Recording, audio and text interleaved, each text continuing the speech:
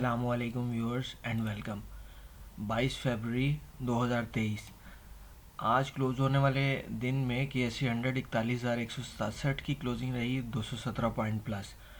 Previous video में मैंने जिक्र किया था कि 40,600 का एरिया जो है वो फिर सपोर्ट के तौर पे एक्ट कर सकता है अगर 41,000 को नहीं होल्ड करता। तो वैसा ही हुआ। 40,623 का लो लगाने के बाद मार्केट 41,200 के करीब। गोइंग फॉरवर्ड ये है कि 41,600 और फिर 42,700 500 का एरिया जो है वो अल्टीमेटली रेजिस्टेंस के तौर पे काम कर सकता है।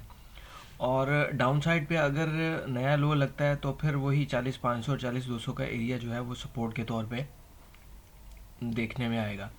अच्छा, 1 आवर के ग्राफ में देखें KSE 100 को, तो ये एक फॉर्मेशन है जिसका ब्रेकआउट होने के बाद 2 आवर्स उसके ब्रेकआउट के ऊपर मार्केट रही और फिर ऊपर ट्रेड होना शुरू हो गई। तो इसके टारगेट्स भी वही 41,600 और 41,900 और 42,500 700 जो है वो अल्टीमेटली जहाँ से पहले गिरी थी उसी की तरफ दोबारा मार्केट ट्रैवल कर सकती है।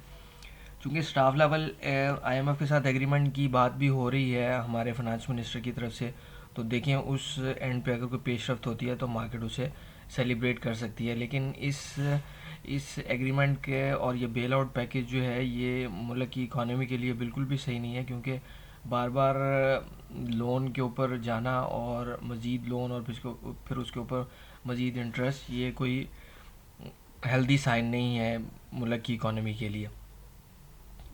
बहरहाल इस वक्त OGDC चूँकि आज इसका रिज़ल्ट भी था और ये एक रेजिस्टेंस थी 89 का एरिया जिसने सपोर्ट बनना था, तो आज मार्केट ने वहीं से सपोर्ट ली।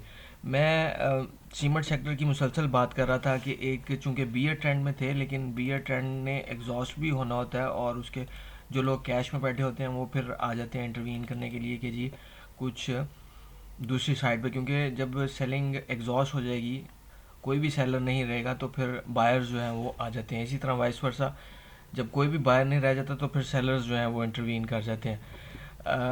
DGKC भी इसी तरह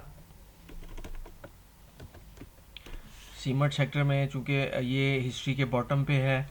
पाइनियर सीमेंट मैपल लीफ का पहले हो गया, पाइनियर सीमेंट भी अपने ये ब्रेकआउट लिया हुआ इसने और ये ऊपर के टारगेट्स देता हुआ। इसी तरह जराड सीमेंट भी, ये इसने एक फॉर्मेशन का breakout inverse head and shoulder pioneer में भी और जराड में भी इनके ब्रेकआउट हो चुके हुए हैं और इनके टारगेट्स जो हैं वो मोस्ट प्रोबेबली अचीव हो सकते हैं।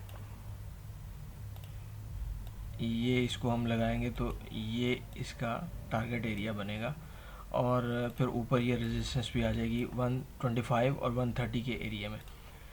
Thank you for watching the video.